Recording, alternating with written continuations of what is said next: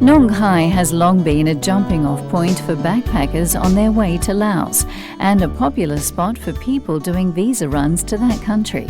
It's a market town on the banks of the Mekong River, which forms the border with Laos. The people here are widely regarded as being the most friendly and hospitable in Thailand.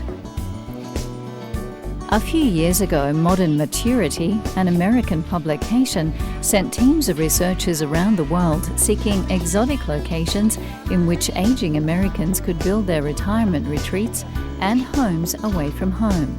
In making their choice, the magazine took into account 12 factors, ranging from weather and the cost of living to culture and political stability.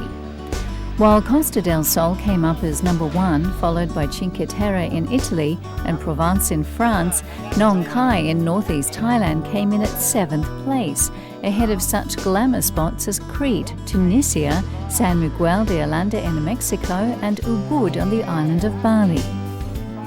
The highlight of one's visit to this town, though, would have to be a journey to Sala Kaew, 4 or 5 kilometres southeast of Nongkhai, which was built and presided over by one of Thailand's most colourful and eccentric monks, Luang Pu Bonlur Surirat. Luang Pu arrived in Thailand in 1978 after spending 2 years in a Laotian jail, accused of being a secret agent for the American CIA. He eventually escaped and, upon his arrival, purchased a 50-rai plot of land near Nongkhai for a mere 5,000 baht, an amazing bargain. He then enlisted the aid of several devotees and proceeded to build a temple and fill the grounds with a collection of concrete statues that boggle the mind.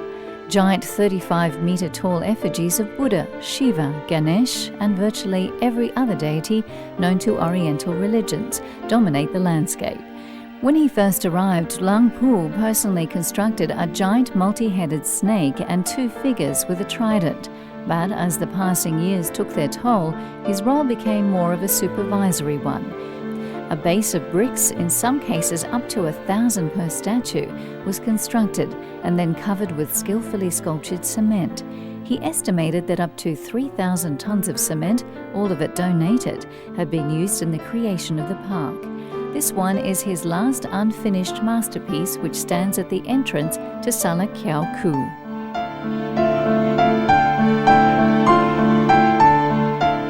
Steve Rhodes is an author and photographer who's writing a book about Luang Pu. I first met Luang Pu back in 1990 when I came to Nongkhai to write a story about him for the Bangkok Post, and he told me a most amazing story. Many years ago, a snake had come out of a hole in the ground and given him a secret recipe for tablets that prolong life. They were made from flowers which were collected in the forest, mixed with honey and herbs, and eaten twice a day. He used to sell them to temple devotees and tourists. This small bowl cost 100 baht and would keep you going for about a month. When my audience with him was over, Luang Pu blessed my camera by writing invisible messages over it with his finger dipped in snake venom, which was actually saliva from his own mouth. And the camera, a 1960s vintage Nikkamat, is still going strong to this very day. Sadly, the same can't be said for Luang Pu. He passed away in June 1997, 60 years ahead of schedule, and is lying in state in the magnificent recently renovated Sala Kaew. Hopefully his spirit is back with his serpent subjects. The laws of the snake world had forbidden him from becoming an ordained Buddhist monk, but he cheerfully mixed Buddhism with Hinduism, among others, as can be seen by studying the amazing sculptures in the temple grounds. All religions are same, he used to say. Such opinions had made him a rather controversial character around Nongkhai, but hadn't prevented him from amassing a loyal following of 20,000 devotees in Southeast Asia alone. But after he died, the place began to deteriorate. Some of the cement on the statues started cracking and turning black. The jungle began creeping back to reclaim its own, and before long many of the effigies started to disappear under a mass of vegetation. Despite the controversy that surrounded him, many people in Nongkhai felt it would be a shame if his creations were swallowed up by the surrounding jungle.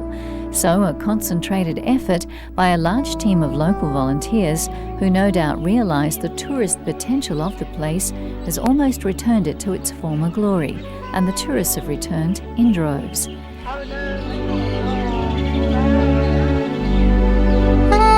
The beauty of Nongkhai is that it moves at its own pace and has changed little over the years. Hopefully it will remain an oasis of tranquility for many years to come and continue to provide a showcase for some of Thailand's more interesting and bizarre works of art.